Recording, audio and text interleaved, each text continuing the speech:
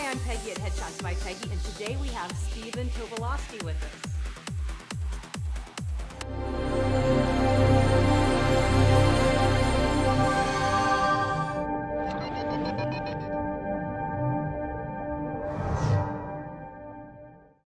You know, I can't tell you how much I enjoyed your books, and I remember when I first met you. We were at the Road Theater. I think it was their festival, their screenwriting festival, and I think Merrick was doing a reading, and I was doing still shots, and I heard your voice from across the room, and I was like, "What?" And you happened to be talking to my good friend Michelle Gillette, so I was like, well, I'm just going to go talk to Michelle real quick and introduce myself. But I got the biggest kick out of that. And, you know, because your voice is in itself so recognizable, not just your face, but like, you know, from across the room, I was like, hey, that's that guy from Groundhog Day. What is your most... What do people most recognize you in? Well, certainly Groundhog Day would be number one. Yeah. All the time. Yeah. And people are always, you know, daily. People come up to me and go, Bing, does anyone ever do that to you? And I go, yeah. Why? Every day. But it's wonderful to be a part of a movie that is so good, and so life-affirming. People still watch it. It's a holiday. I mean, people still. It's the new, you know, Wizard of Oz. Yeah. You know, Wizard of Oz. They always used to show. When was it? At Easter time or sometime on TV, and everyone would gather around the set to watch Wizard of Oz with the flying monkeys. Yeah. And now on February 2nd, I promise you, so many stations will be showing Groundhog Day. But it's a great movie. It is. And there are a million ways a film can go bad. A million ways. I can't even tell you the number of great scripts I've read and luckily been a part of, and then I see the film and I go like, you know, I kind of fell short there. Why did they do that? Or, you know, you think that, but Groundhog Day is miraculous in that all of the on-the-fly changes that were made in terms of that movie were great. Yeah. So what's your personal memory? What's your personal, like, that was really, really fun that happened? Or what's just your little, when you think about the movie, there's probably a bazillion, but what would you talk? There's a bazillion, but in terms of what we were just talking about, in terms of Joan Potter, assuming you don't cut that story out. Oh, no. No. If you ask me on any given day, I would probably have a different story. But today, when we shot Groundhog Day, I was up the first morning of the first day, 6:30, terrified, absolutely terrified. I had just come from another set. I had no sleep, sleepless. Just met Bill Murray, who's gigantic. He's taller than I am. Really? Oh yeah, and he was talking to Harold Ramis, and Harold Ramis was talking to him, and then I showed up and Harold Ramis wanted to introduce me. Bill, this is, and Bill pushed Harold Ramis aside and he said, show me what you're going to do. And I went, huh? Show me what you're going to do. I want to see if it's funny. And I went like. No pressure. I was like, well, I think I'm going to do. Bing, bing. He says, okay, you could do that. So anyway, I'm scared to death. There are about 500 people, townsfolk here ready to watch us shoot. I couldn't even feel my body from here down because of terror. And I'm looking out at the sea of people, and there was a face there I recognized. David Nichols. Yes. David Nichols was a person who I had only seen 4 times in my life. This was the 4th. The time before I saw David Nichols was in Memphis, Tennessee. He was working as either the art director or production designer of Great Balls of Fire in Memphis, Tennessee. And he was there the day I got married to my wife, Ann. Oh, wow. And in the Radisson bar, we had a drink together, a toast together to my marriage. Wow. With Ann. That was the 3rd time I saw David. The 2nd time I saw David, I had worked at SMU through the arduous periods of Joan Potter, with David's brother, Chris Nichols, who was a wonderful director, fun guy. We did the show Lenny together, if you remember that, about Lenny Bruce. So, and Chris told me, listen, Tobo, if you go out to LA and you need someone to show you the ropes, my brother David is in Los Angeles, give him a call, and Chris gave me his number. So the second time I met David, I called him my first day in Los Angeles, and David Nichols says, well, please, I'm on the set today, why don't you come have lunch with me? And he happened to be working on the art direction, art design of a movie called New York, New York. So, my first day in Los Angeles, I had lunch with David Nichols, Robert De Niro, Liza Minnelli, and Martin Scorsese. Oh my gosh. That was the second time. First time I met David Nichols. I was a student, 15 years old, in high school. Wow. I got my first leading role in the one-act play contest. We were doing Molière's The Miser, and I was playing Arbag Gong, who I think was probably as old as I really am now. But back then, you just talk in a Walter Brennan accent, you know, and you play an old man when you're 15 years old. Mary Curtis was our director, and she brought in this young, hot actor in Dallas named David Nichols to coach us. Wow. And David Nichols at this time was one of the stars in Dallas, and he came in to direct our scenes. And he took me aside saying, you need to learn some comic technique. Because I was very energetic, but he said, you need to pause. And you need to, build and stop. And then move on. And he said, and always pacing things up, always builds comedy. And so I got my first lessons in comedy technique from David Nichols. So this is the fourth time now I am seeing David. I'm out there, a crowd of 500 people, David, nervous as a jackrabbit, and they're ready to go action. And I look, and David Nichols is in the crowd, and he looks at me and goes, and I felt my heart open up. Oh, yeah. And so, like I say, on any given day, I would tell a different Groundhog Day story, but that's the one for today. Thanks for giving that to us. That was a good story. My pleasure. That's a good story. That's amazing. It's amazing. And I'm going to plug your book throughout this whole thing, because if I couldn't put it down. What I do when I say I read, I get Audible, because I drive to San Diego once a week. So, that's my drive to San Diego. And I'm sitting in the parking lot like, I know I need to go set up my studio, but I just got to finish this chapter. Let me tell you a little something, because it's kind of incredible and also noteworthy how I wrote the book. Both books. So I wrote, the reason a lot of people write is because of catastrophe. So I broke my neck riding on a horse on the side of an active volcano in Iceland. I mean, really, such bad choices. Anyway. And in the book, you'll find out why he was in Iceland. Yes.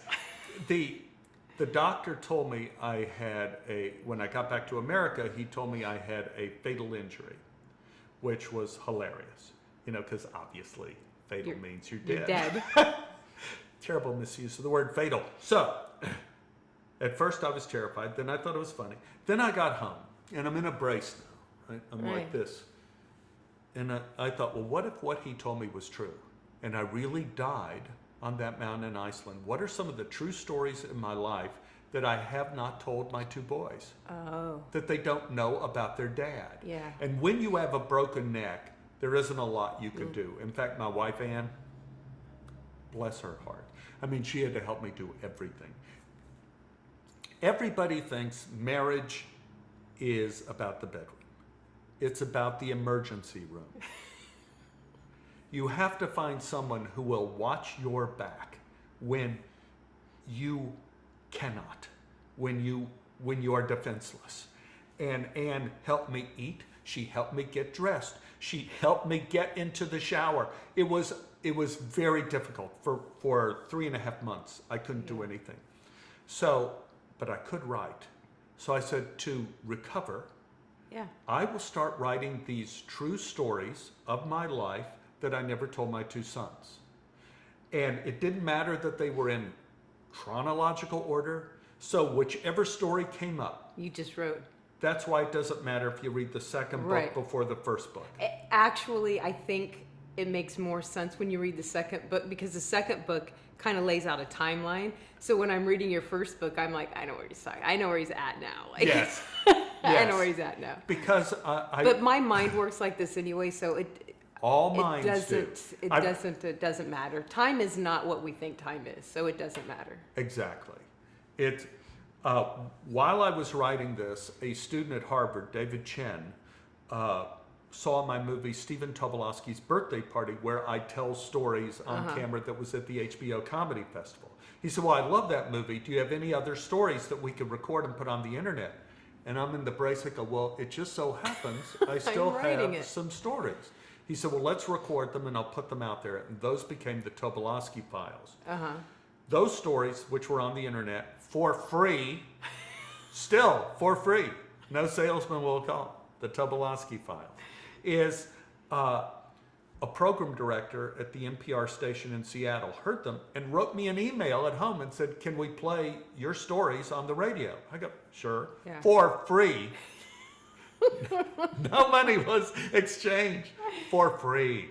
No licensing, for free. So Jeff Hansen, who again is another one of my guardian angels, started playing it in Seattle. Well, Jeff Hansen was a very influential program director in Seattle. So other NPR stations started playing my stories. They ended up all over. And they ended up having a fan base, and Simon & Schuster said, can we do a book of your stories? So this is how you become a writer. You survive the horse. Survive that fatal You survive the fatal accident and write the stories. Wow. That's another. So I wrote the first group of stories turned out to be the Dangerous Animals Club. And I wrote to my editor, Ben Lonan, who's brilliant at Simon & Schuster. I wrote to him and I said, the construction of this book is not chronological because I want it to be the way people think.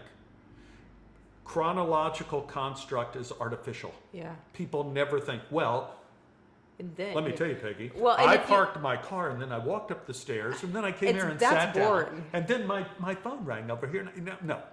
No, we jump around in time.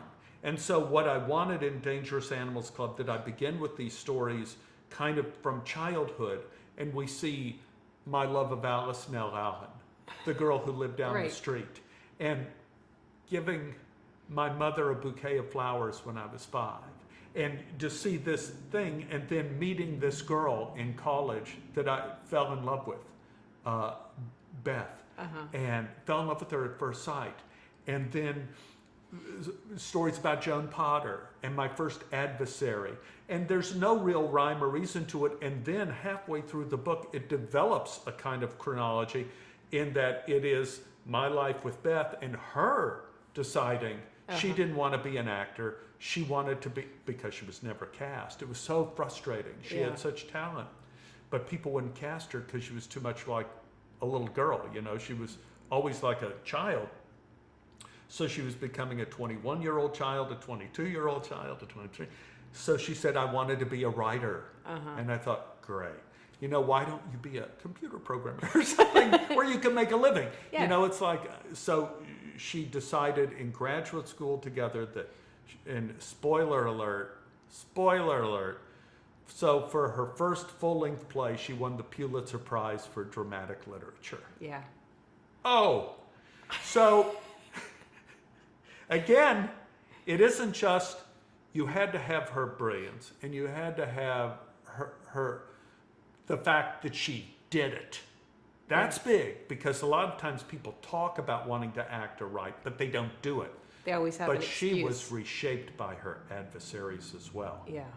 So that is what gave her jet fuel. So that became the through line of Dangerous Animals Club. And then Simon & Schuster said after that book came out, they said, Stephen, we love the humor in your stories, but it seems also your stories have a spiritual bent.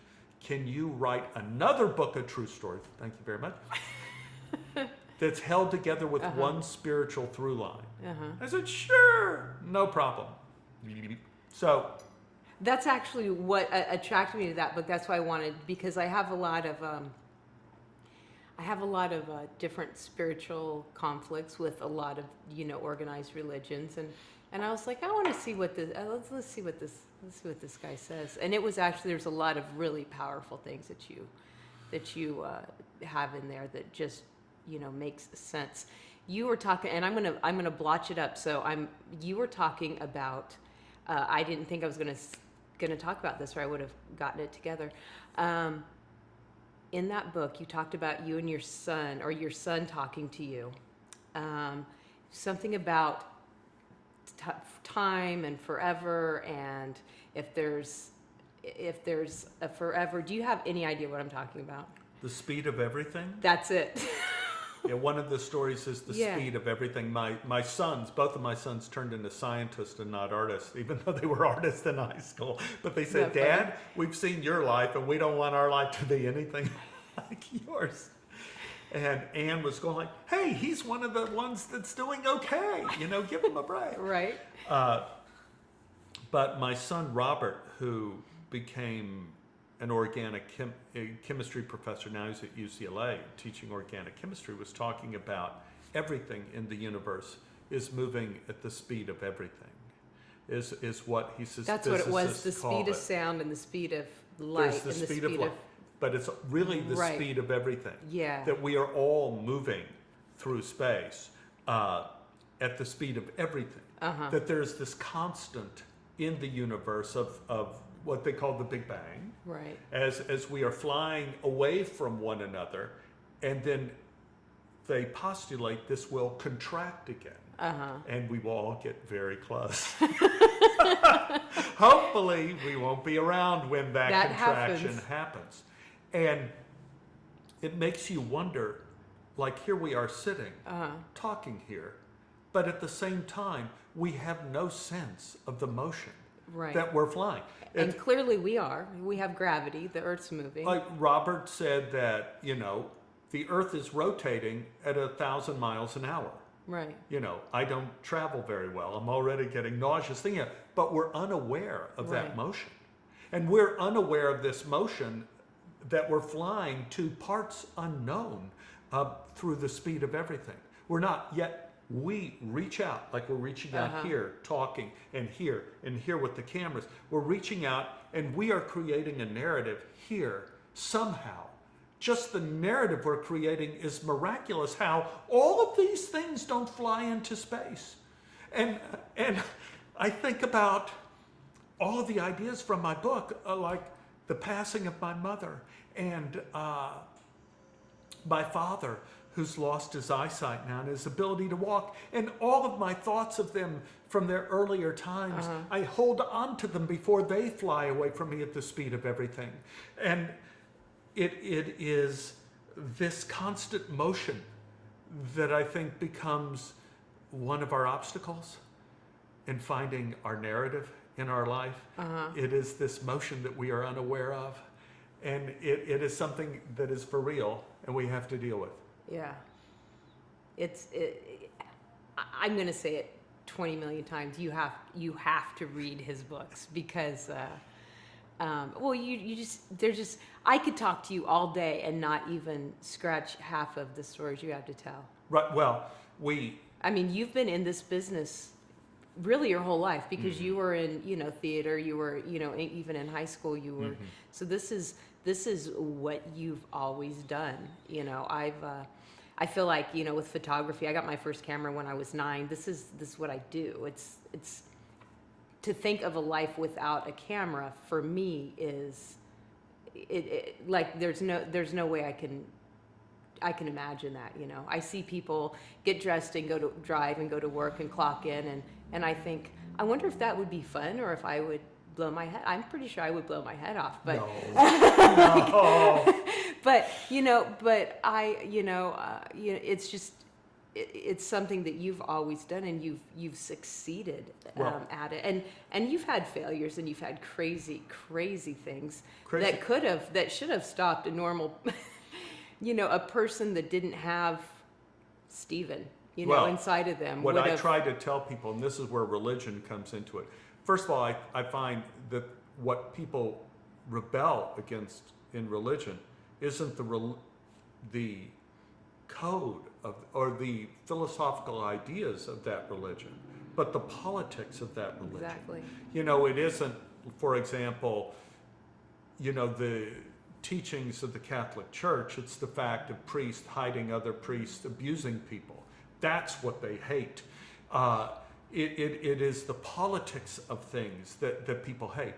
And religion, and it's going to happen to science too. Science is a very new boy on the block. You know, it's just like that's true. 300 years old or something. I mean, if you want to go back to Isaac Newton, you know, you're talking 1650, you know, you're very limited amount of time. With religion, you're talking the young religions are a couple thousand years old. Something like Judaism is 6,000 years old. Right. And throughout that period of history, you've had periods in which human beings, like you and me, thought that the truth could be known. And then there were other periods just as powerful where they thought the truth cannot be known. That's the deal about the truth. So in the periods where truth could be known, you end up with the 10 Commandments. And you end up with people coming out with the, in Judaism, the 611 commandments you could follow to live a good life. And then you have Jewish mysticism. Equally powerful periods who said, you can't know the truth. The truth cannot be known. And you end up with Woodstock. You know, you end up with people like, man, dig it, it's cool. Yet you end up with people saying you don't have to know things. You have to sense it. You have to see the world beyond our world to know the truth. And so there is an inherent contradiction in the way human beings see our lives on this earth. Again, it's the speed of everything. And you press that together and you have, is today going to be the day where you go like, well, I know the truth of my life today, or is it going to be, you know, like you said at the beginning of this interview, let's just roll and see what happens. So we have both of those here. Yeah. So that's what I think people rebel against religion, is when religion becomes politics, which has happened to every major religion. Exactly. So you know, and it's killer. Right. It's a killer. And what were we talking about before? I don't know. I don't either. So that's what happens when we roll. But that'll suffice for now. But I think in terms of, for example, could I go to work and do? Yes. If you got a job taking photographs for a show on a set, and they said, well, Peggy, you got to be here 6 a.m. every day. But I mean, to me, a life without a camera in my hand, like doing something else, like typing on a computer, or you know what I mean? That's what I mean. Yes. Like, well, and I feel like you've pretty much, this is your life. Like you've got a pretty good handle on how the industry looks but it always and how changes. it changes. The issue is this. Whenever we think about something, we try to imagine that either we or what we're talking about is a constant in a mathematical equation. And so that's like not life. Stephen the same, dealing with show business, is it the same? Neither of them is the same. So if you know anything about arithmetic and math, what do you do when you have an algebraic equation with two unknowns? You don't get an answer. You get a graph. You get a thing that's like, depending upon the value of X, you have the value of Y. That's all you could come up with, because Stephen's always changing and show business is always changing. Really quick, I know, you auditioned for a part, and in the description of the part, it specifically said, looking for a Stephen Tobolowsky This type. really hurts. Man! Yeah, that's true. That bit of that story is in my adventures with God, is that I was going through one of the many dry periods of my life, and someone who was fishing for me to go to their agency called me up and said, Stephen, have you taken a look at this audition? Shall I read you the breakdown? Looking for a Stephen Tobolowsky type. Here I am, I have no audition, I have nothing. I call up my agent in fury and I said, what's the deal? Why have I not gone in on that? My agent said, you're not right for the part. I said, how could I not be right for the part? They're looking for a Stephen Tobolowsky type. That's me. So he got me the audition. I went in very prepared. I did the audition, came back, did not get a call back. I didn't get a call back. And I called up my agent and said, what's the deal? He goes, told you, you're not right for the part. So the question is, you know, had I fundamentally changed? Right. In my life, have I fundamentally changed? And the answer, of course, is it didn't matter to these people. They were looking for something else. They didn't even know what they were thinking of. Yeah. You know, when they said that, they were just... But I feel like that's a good thing. We're supposed to change. We have to change. You're supposed to change. I know somebody said something to me, a friend of mine in San Diego. They said, well, you moved up to LA and you changed. And I was like, because I work more? Because I'm happier? Like, why is that a bad thing? Like, I couldn't understand why they were trying to put that in a negative light. It's, you know. Yeah, well, of course you changed. You changed. I changed. You're supposed to change. It's called growth. And it is, you can grow good and you can grow bad. That's true. And the problem is the contradiction of humankind is that we are creatures of habit who always change. So that I don't like change, but I'm you're changing. looking for change every day too. You don't want to be bored. I want change. Oh, I hate change. It's right. Exactly. It feels wrong. I want to keep everything the same. Let me just keep it the same. You know, when you have a job, let me keep the job. When's my next job? I need a job. I need a new you know, job. it's a devil demon of what it is. But, you know, it becomes a question of what makes you happy. And that's a big question, is what makes you happy? Because we talked before about success.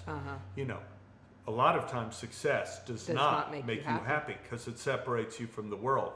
And in Judaism, there is a very great word, shalom, which means, oh, or peace. You know, it has all these different, Judaism doesn't have a very big alphabet and it doesn't have very many words, but the words mean a lot of different things. Shalom also means complete.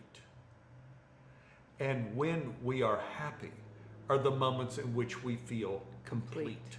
And I think what we look for in life are things that make us feel complete. Now, sometimes as actors, as performers, as photographers, we can feel complete by filling our life with illusion and delusion. Like I've known people who are actors who would rather live with the illusion that something good is around the corner than actually taking action and facing failure. Because then you have the chance when you face failure of not being complete, of feeling that partial emptiness. Whereas if you can fill yourself with that delusion, then you feel complete and you're good. I'm good to go. That's the same thing about getting loaded. You know, getting stoned. People get stoned all day. They feel complete. You know, they can get stoned, and like when I was in my 20s, stoned, listen to Bruce Springsteen all damn day, and play Scrabble, and drink whiskey during the day. You know, not a lot, just a little to balance the grass. You know, go and play Scrabble. You know, and hopefully get that, you know, triple word score. You know, with 7 letters. You know, it's what you're hoping for. I did that once with algorithm on a triple word score and won the game on the last turn. Suck on that.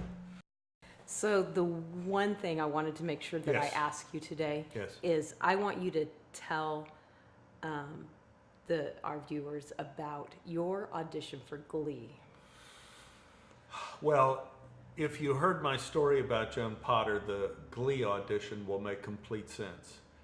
And it really comes across kind of from gratitude. So during the period where I'm healing from my broken neck, 3.5 months, the first audition possibility I got, my agent said, there's a new show, Glee, and they want you to audition for it. Are you up for an audition? And I said, whether I'm up for it or not, I'm going to audition, because it had been months. Right. You were still in the brace. Still in the brace. But it had been 3.5 months, and the doctor, and the brace is removable. So like to take a shower, I would take that brace off and put on a waterproof brace to take a shower. Which Now, because I read the story, I just want people to understand this was like, without the brace, I would die. You would die. This isn't just like, oh, it made you feel better. I would This die. was, yeah, okay, I go would ahead. die. Without the brace, Yeah, I would die. yeah. And, you know, because your neck is not your head is not connected to your body. Yeah. When you have a broken neck, so your head would just, it's really gross, horrible Yeah. thing. And also, you know, once I tried to take the brace off, and what happened is my vision went away, like I was there, and everything went black, and then I couldn't breathe, and I was like Ah, screaming and like reaching, but no sound could come out. And finally, I pulled myself vertically and put the brace on, and Anne was in the tub. She couldn't hear me because the water was running, and me almost died. oh my God. So if you have a broken neck, don't take the brace off, or at least do it with someone else in the room. So anyway, Wow. it's like 3.5 months, and I get this script for Glee, and they want me to read Sandy Ryerson. I'm thinking like, well, I played Ned Ryerson. This is probably good. So they said my audition's on Tuesday. Oh Lord, do I remember that day. I couldn't drive still. Anne had to drive me. So 4 o'clock Tuesday afternoon drives me over the hill in traffic over to Paramount to meet Ryan Murphy and all the casting guys for Glee. And I walk into the casting office and it's empty. And I'm going like, this is a bad sign. This is a very bad sign. And, you know, I kind of sat down and I'm thinking like, okay, they'll call for me any minute. What am I going to do with the brace? Because you were at the point now where you could take the I'm brace thinking off. like, You weren't the like your doctor head's said falling, I'm not going to right. die. The Right. doctor said I'm not going to die. It's been 3.5 months. And I thought if I walk into this audition with Ryan, it's going to be a buzzkill for comedy. Right. Hello, everybody. Hi, guys. So anyway, in this deserted casting office, I took off the brace and shoved it under the couch and sat there with the hand and thinking like, oh, I felt so awful. I felt like I was kind of, oh God, is this really unethical? You know, in a way, it was cheating in a way. And then the young casting agent came back and said, Stephen, I am so sorry. I'm so sorry. We gave you the wrong day. You're supposed to come in tomorrow, Wednesday. Ryan's over at Nip Tuck now. I'm so sorry. I'm so sorry. I said, are you kidding? You gave me a lease on life. Let me show you this. And I pulled my brace out from under the couch. I said, I have broken mine. And I told him the whole damn story of my horse and the neck. And I was going to not go in with this. I said, thank you. I said, you've made me the luckiest person because I get to rethink this whole decision and I get to come back with my wife tomorrow and audition. I said, I'm the luckiest person. And Anne's a really awesome person to hang out with. So how could that be a bad thing? How's it a bad thing? And it's like, do you know how many people in the world would want to be in this casting office of Glee on the wrong day? Right. It's like, I'm the luckiest damn person in the world. I'm alive and I'm going to read for Glee. So the next day I come in and I'm thinking like, am I going to go in with the brace on or off or on? And I still was undecided. Yeah. So I come in, Ryan and the guys call me in and I wear the brace in. And Ryan's looking at me like, and he says, so I hear you are the happiest man in the world to be at Glee on the wrong day. And I said, yes. And this is the deal. I said, I told him the whole story about the horse, which Ryan loved. He loved the horse story and my broken neck and the whole story of healing with the broken neck. I said, so this is what I'm doing. I'm taking the brace off now in front of you guys. So you know I can do this audition. It's been a long time since I've auditioned, obviously.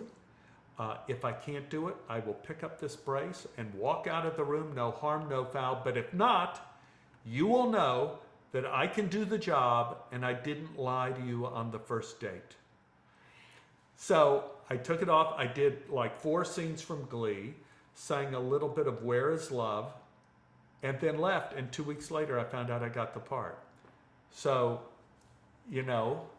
I liked that you related an audition to a first date, and clearly I'm not an actor, but you know I live with a couple actors. I photograph tons of actors. I hear these stories. I can see that where you know your honesty, your openness. Well, it's you aim for truthfulness instead of honesty. I had a friend of mine who said that there's a difference between honesty and truth. That honesty you could use as a bludgeon to hit somebody over the head with, like, well, I remember when you said this, boom, and I remember when you said this, honestly. But you're ignoring the truth of who this person is, of what you know with the truth. And he says, once you tell the truth about something, nothing is the same. Because the truth is who a person really is, not a situation that happened or something. And going back to truth, that's good. Going back to the first date idea, a lot of people ask me, do you get a lot of jobs now where you're offered the job? Yeah. Or do you still audition? And I go, well, occasionally I get offers, but I prefer an audition. And you just gave me the reason why, is because when you are given the job, as opposed to auditioning, it's like an arranged marriage. Right. You have no idea who you're really getting into the sack with, you know, and you don't. When you are given a part by a producer, someone is doing someone a favor to say, like, well, I get Tobolowsky, but you get this. So you are part of this board piece. And so the other people have not signed off on you. And when you are given jobs is when you get fired. Because somebody didn't like it. Somebody didn't like it, or they didn't get a favor.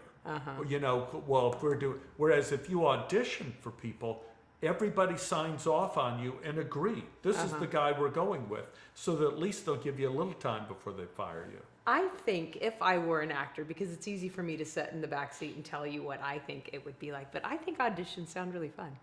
They're not. I hear that a lot, and I don't get it. It seems really cool to me. You go in, do your thing, I'm like, no? They're not. What's the matter with this person? No, they're not. You know, because the audition is more than just going in and doing your thing. There are a lot of hopes and dreams and work or not work attached to it. And, you know, people go like, well, this is going to be my ability to show my agent. You know, you have all this weight on you. What if you go in and you let your agent down? Or what if you go in and there are a million negatives that fill your head. But this is what I tell people in my class now, and I have a couple of classes when I have time to teach them, is that for me, the best way to think about auditions is that there is only one time in which you will for sure play this part. And that's today. That's the audition. And that's the one time you have to let that little thing inside of you that wants to sing and dance and be free and laugh and shout, to let that little voice of that character be free. And don't worry about these people. Worry about that little person, making that little person come to life. I had one, I don't think this is in any of my books, but it was a very powerful event that happened in my life. I went in for a network audition, which is worse than a regular audition. Terrible. They're horrible because you have to sign all these contracts. I went to a network audition at Fox, and I got the time wrong. And I ended up there like way early. So I walk to the room where I'm supposed to go, and everything's empty. Everything's empty. And there is the table with the 5 chairs behind it where the executive producer's going to sit. And there is my seat over here, empty, with a camera set up in front of it. And there's the audience behind the producers. I'm going like, I'm sick. I'm sick just looking at this room, looking at the room of empty chairs. I said, So it's not the audition that makes me sick. It's the room. So how could I make this room better where I'm not sick in this room? And I go, well, I would feel better about this day if I move this chair that's in front of the camera over behind the table.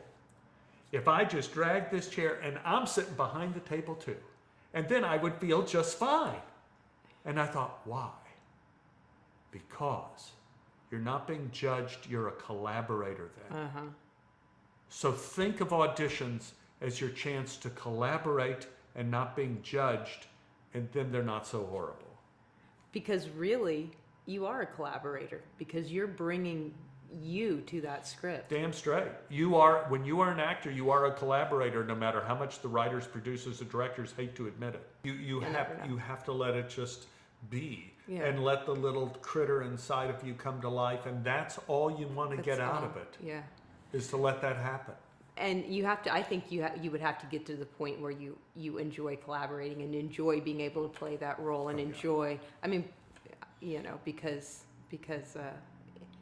other people are carrying briefcases and wearing suits and ties and going to work at the same time every day, and this is the life that they have their trade-offs too. Yeah. They have security. Oh, what, with like a weekly paycheck? Weird. Yeah. Yeah. Yeah, there's that. But it's fun. Yeah, I have no regrets. But I do, you know, out of everything, I love writing more than anything because it really lets me go where I want to go. Yeah. And it's become, if I hadn't broken my neck, I would have never really started formally writing. Yeah. And I never would have understood. Like you were saying, like, oh, I can't imagine me without a camera in my hand. Who knows, right? A situation happens and I could have been saying, like, I can't imagine me not acting. Now I could go like, well, no. I can't imagine me not writing. Yeah. You know, because I write every day, all the time. Yeah. You know. Do you find it really therapeutic and, like, good for you? Like, I don't know if therapeutic's the word. Like, it assumes that I'm got some sort of illness I'm trying to overcome. But don't we all? Or is that just me? It makes me feel shalom. There you go. Complete. It makes me feel complete. And to where at times I wonder if it's healthy. You know, I wonder if it's like crack cocaine in a way, that telling true stories from my life, you know, writing this stuff down makes me feel so complete and whole. Makes me laugh at, like Joan Potter, like the Joan Potter story. I started laughing. Right. You know, like my breakup with Beth, I was able to start laughing. Yeah. With my marriage to Anne, I was able to relive like golden moments and moments of kind of near tragedy. I was able to see them as miraculous. Right. So, but writing reshapes your reality. You become the Lord of the universe and recreate that world in, you know, 7 days. When you write, you know, you there's always the editorial process, like you're going to do with this tape. There's always editing. And when you write, you edit. You don't tell the whole story. Right. So what do you cut out? And why do you cut it out? That depends on the speed of everything.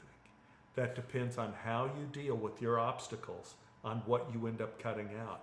And that becomes not your life, but your life as you wished it would have been. True. That's true. Stephen, we could talk all day. I could talk to you all month. I could just keep you here. Oh no! This is the beginning of a scary movie. Boxing Stephen. Merrick's a good cook. We'll just have him bring you food every once in a while. You never told me he was a good cook. He's a really good cook. Yeah, I'm a raw vegan, so I eat rabbit food, and he makes really great meals for the kids. I thought you were going to say you eat rabbits.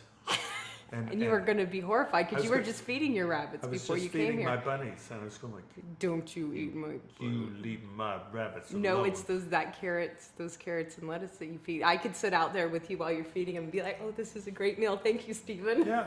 Now, see, I want to just bring out that being a raw vegan, whatever, is a belief system. It is a belief system that it's like you're doing something that's good for yourself. You could find out from science that maybe, oh, you're giving yourself cancer by doing this. Right. And you go like, oh, I thought I was doing something healthy. Good. But the idea that you do it is because you believe. I believe it makes me feel better. You believe it. And I drink high alkaline water, and I don't know if it really helps, but I believe it helps. So I believe that if I stop, that it's going to have adverse effects on me. Yeah. So that's why I pay $10 for a 5-gallon thing of water, because I believe that it helps my health. And that's kind of what, you know. There is a story of a Russian prisoner at one of the gulags, and for 25 years he was grinding grain. He had to like push this bar every day around this thing and to grind grain that they took to the town. And as punishment, after 25 years of this, the guard said, I want to show you what you're doing. And he opened up the mill house and there was no grain. He was just doing it for no reason. And the prisoner dropped dead. Because he no longer had a purpose. No purpose. And the only thing that kept it going was he believed he was doing something good, at least for the people in the town. Wow. It's the power of belief. That's pretty powerful. Power of belief. That's pretty powerful. Power of belief. That's some good stuff. I think you're doing good for the people, and I appreciate you coming on and thank you. Talking to me. My pleasure. Where can everybody find you? What social media? Where are you at? Well, there's the Tobolowsky Files. I have a website which is stephentobolowsky.com, in which it'll point you in the direction of the podcast if you can't find them. That's right. We didn't mention your podcast. You're all over. I'll leave all the links down there. Yeah, Stephen. If right now there's so many different websites that play the podcast, if you just go on Google and go Tobolowsky Files, it'll come up. Yeah. Something will come up, and there's now like 84 different episodes, 84 hours of this stuff. Then my 2 books, Dangerous Animals Club and My Adventures with God. And a new one that's coming out sometime? We'll see. I'm working on it right now, and it's based on a lunch I had with my Aunt Miriam when she was 92, on how she said that she didn't become herself until she came to Los Angeles. And I said, well, who were you before you became yourself? She said, well, I don't know, but I wasn't the me I know. I said, well, what was it that made you the you are today? Instead of in Texas. And she looked out, we were at the Lobster restaurant, she looked out at the Pacific and said, Stephen, there. And I go, the ocean? And she goes, no, the horizon. Do you know what a horizon is? I said, well, end of the world, far as you could see? And she goes, no, Steve, it's what you can't see. I came out here from Texas and looked out, and I looked at that horizon, and I knew that there's something beyond what I could see, that there were countries that I'd never known, people and languages all beyond the horizon. It's not what you could see, Stephen. It's what you can't see that makes you who you are. And so the next group of stories I'm writing are, when did I become me? Now, it could have been the story of Joan Potter. Right. That could have been a time when I became me, or when I found Beth, or when I married Anne. Any one of those things. But this is the next group of stories is an investigation of true stories from my life of when I became me. And there's always something weird in them, so there are ghosts in this story. Real ghosts. Oh, cool. Real ghosts. Oh, now there's some other story. You'll have to come back. Yeah. There are always something weird in my stories, like in My Adventures with God. There is an unexplainable ESP event that happened to me, and there's always something weird, coincidental that happens. And in this next book, there are at least 2 real ghosts that I have no explanation for, except they're a damn ghost. No explanation. You know, there could be a scientific explanation, but I sure don't know what it Sure is. don't know But what it I'm is. calling the book right now Ghost Writer. Oh, cool. Because that was the first That job was I the had first- as a ghost writer Yeah. for people. I wrote Yeah. their stuff for them. Wow. So it's a dual meaning. Yeah. So- Well, so we know what the other part of the meeting Yeah, is we know in it is. advance. Yeah. All right. So just Google. Google, certainly I'm on Twitter, I'm on Facebook, Stephen Tobolowsky, or at Tobolowsky on Twitter, and then Tobolowsky Files, my 2 books, and go to my website, stephentobolowsky.com, and I'll tell you my appearances because I go different places all over the... And do you teach a class on a regular basis? No. It's just you offer, and if they follow It's through you. Kalmanson and Kalmanson. Okay. When I have time, I usually do either an improv or a comedy class. Like this year, I was able to do one. You know, next year I'm trying to do one in January. You know, because I usually don't have time. My advice to you is stalk him and get in his class if you can, and watch his stuff, read his stuff. I feel like I've grown and learned a lot from your books and enjoy talking to you just because you're cool. And watch one day at a time. Oh yeah. Watch one day at a time. And Merrick's Great. even on one Merrick's episode. on one day at yeah. a time. Yeah, and it's one of the greatest shows on. Did you see TV Guide listed as one of the top 25 Really? shows? Someone listed as the #1 show on Netflix. I mean, it's like we're getting. You gotta see one day at a time if you haven't seen. Yeah, Samantha, my 14-year-old, and I started watching it, and then Merrick was on, and he called from set. And he's like, "You didn't tell me Steven was on this." Oh my God, I walked on set, and there was Steven. So he was excited to see a familiar face. You know how it Yes. is, you go in. Yeah, he did a But good job. that's cool. Yay! All right, guys. So make sure that you follow me. Make sure you follow him, and I hope that you got some amazing tips and inspiration out of this video. Most importantly, have an amazing week, and I'll see you next week. All right, we did it.